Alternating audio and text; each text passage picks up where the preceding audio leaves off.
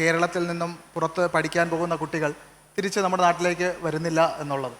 അതായത് അവരുടെ ആഗ്രഹത്തിനനുസരിച്ച് നമ്മുടെ കേരളമായാലും രാജ്യമായാലും ഇവിടെ മാറ്റങ്ങൾ ഉണ്ടാകുന്നില്ല എന്ന് തന്നെയല്ലേ നമ്മൾ മനസ്സിലാക്കേണ്ടത്.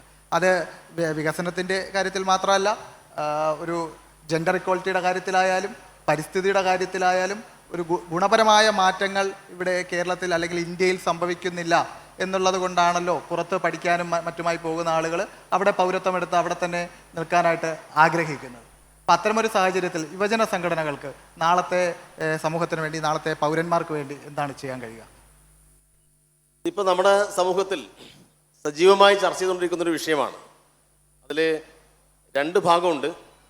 അപ്പം അതിൽ ഒരു ഭാഗത്ത് പറയുന്നത് കേരളം ജീവിക്കാൻ കൊള്ളാത്ത നാടാണ്. ജീവിക്കാൻ കൊള്ളാത്ത നാട്ടിൽ നിന്ന് ആളുകളെല്ലാം ഇങ്ങനെ പുറത്തേക്ക് പോകുന്നു എന്നാണ് ഒരു വാദം. അപ്പം അത് സംബന്ധിച്ച് പരിശോധിച്ചാൽ കേരളത്തിൽ നിന്ന് മാത്രമേ ഈ പുറം രാജ്യങ്ങളിലേക്ക് പോകുന്നുള്ളൂ എന്നതിൻ്റെ വല്ല കണക്കും കയ്യിലുണ്ടോ എന്ന് ചോദിച്ചാൽ അങ്ങനെ കണക്കൊന്നുമില്ല. പക്ഷേ കേരളത്തിൽ നിന്ന് ആളുകൾ പോകുന്നു എന്നിങ്ങനെ പ്രചരിപ്പിക്കുന്നു. ആളുകൾ പോകുന്നില്ല എന്ന് പറയുന്നില്ല. പക്ഷേ കേരളം അങ്ങനെ ജീവിക്കാൻ കൊള്ളാത്തൊരു നാടായതുകൊണ്ടല്ല പോകുന്നത്. അതിന് മറ്റു ചില കാരണങ്ങളുണ്ട്. ഇപ്പോൾ മൈഗ്രേഷനുമായി ബന്ധപ്പെട്ട കണക്കുകൾ പരിശോധിച്ചാൽ ഇന്ത്യക്കകത്തുള്ള വിവിധ സംസ്ഥാനങ്ങളിൽ നിന്ന് പരസ്പരം പോകുന്നതിൻ്റെ കണക്ക് നോക്കിക്കഴിഞ്ഞാൽ ഉത്തർപ്രദേശ് ഏറ്റവും കൂടുതൽ ആളുകൾ വരുന്നത് എവിടെയാണ്?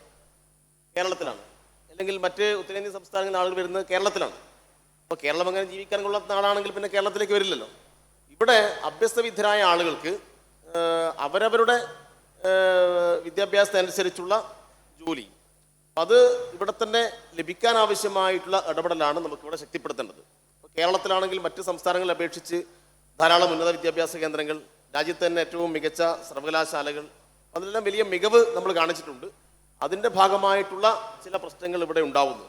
അപ്പം അതിനെ മറികടക്കാൻ വേണ്ടി സംസ്ഥാന ഗവൺമെൻറ് ഒരു വിജ്ഞാന സമ്പദ് വ്യവസ്ഥയിലേക്ക് കേരളം പോകുന്നു എന്ന് പ്രഖ്യാപിച്ചുകൊണ്ട് അതുമായി ബന്ധപ്പെട്ട പ്രവർത്തനങ്ങൾ മുന്നോട്ട് പോവുകയാണ്.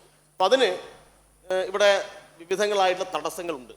അതിലൊന്നാമത്തെ തടസ്സമെന്ന് പറഞ്ഞാൽ കേരളത്തിലിനി മറ്റ് സംസ്ഥാനങ്ങളിൽ പോലെയുള്ള വലിയ വ്യവസായങ്ങൾ, അതുമായി ബന്ധപ്പെട്ട കാര്യങ്ങളൊക്കെ കൊണ്ടുവരുന്നതിൽ പരിമിതിയുണ്ട്. അതിൻ്റെ പരിമിതി, സ്ഥലത്തിൻ്റെ പരിമിതിയുണ്ട്, ജനസാന്ദ്രതയുടെ പ്രശ്നങ്ങളുണ്ട്. അപ്പോൾ കേരളത്തിൽ മറ്റു ചില കാര്യങ്ങളാണ് ഇവിടെ, പ്രത്യേകിച്ച് ടൂറിസം, IT രംഗത്തുള്ള മുന്നേറ്റം, മരുന്ന് നിർമ്മാണ മേഖലയിലുള്ള കാര്യങ്ങൾ, അങ്ങനെയുള്ള കാര്യങ്ങളിലാണ് ഇവിടെ കൂടുതൽ ആൾക്ക് ജോലി കൊടുക്കാൻ വേണ്ടി കഴിയുക.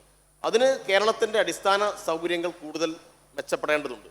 അതിന് നമ്മുടെ യാത്രാ സൗകര്യങ്ങൾ മെച്ചപ്പെടേണ്ടതുണ്ട്. അത് നമ്മുടെ ഇൻ്റർനെറ്റ് കണക്ടിവിറ്റി മെച്ചപ്പെടേണ്ടതുണ്ട്. നമ്മുടെ ഉന്നത വിദ്യാഭ്യാസ മേഖലയുടെ മുന്നോട്ട് പോക്ക് ഇനിയും ശക്തിപ്പെടേണ്ടതുണ്ട്. അപ്പം അതിൽ കോൺസെൻട്രേറ്റ് ചെയ്തുകൊണ്ടുള്ള കാര്യങ്ങളാണ് സംസ്ഥാന ഗവൺമെൻറ് കേരളത്തിൽ നടപ്പാക്കിക്കൊണ്ടിരിക്കുന്നത്. അതിനു വേണ്ടിയിട്ടാണ് സിൽവർ ലൈനും, അതിനു വേണ്ടിയിട്ടാണ് KFOണും, അതിനു വേണ്ടിയിട്ടാണ് സർവകലാശാല വിദ്യാഭ്യാസം മെച്ചപ്പെടുത്താൻ ആവശ്യമായ പദ്ധതികളും എല്ലാം ഇവിടെ കൊണ്ടുവരുന്നത്. അതുകൊണ്ട് കേരളത്തിലെ ഈ പ്രശ്നങ്ങൾ അഡ്രസ്സ് ചെയ്യാൻ ആവശ്യമായിട്ടുള്ള ഇടപെടലുകൾ കേരളത്തിൽ ശക്തിപ്പെടുന്നു. മറുഭാഗത്ത് നടക്കുന്ന പ്രചരണത്തിന് അടിസ്ഥാനമില്ല. കേരളം ജീവിക്കാൻ കൊള്ളാത്ത ഒരു നാടാണ് എന്ന് സാമാന്യ ബോധമുള്ള ആരും പറയും എന്ന് കരുതുന്നില്ല. പക്ഷെ അത് രാഷ്ട്രീയ ആരോപണമായിട്ട് വേറെ ചില കോണ്ടസ്റ്റിൽ അത്തരം കാര്യങ്ങൾ ഇവിടെ പ്രചരിപ്പിക്കുകയാണ്. അത്തരം വാദങ്ങളെ തള്ളിക്കളയണം എന്ന അഭിപ്രായമാണ്.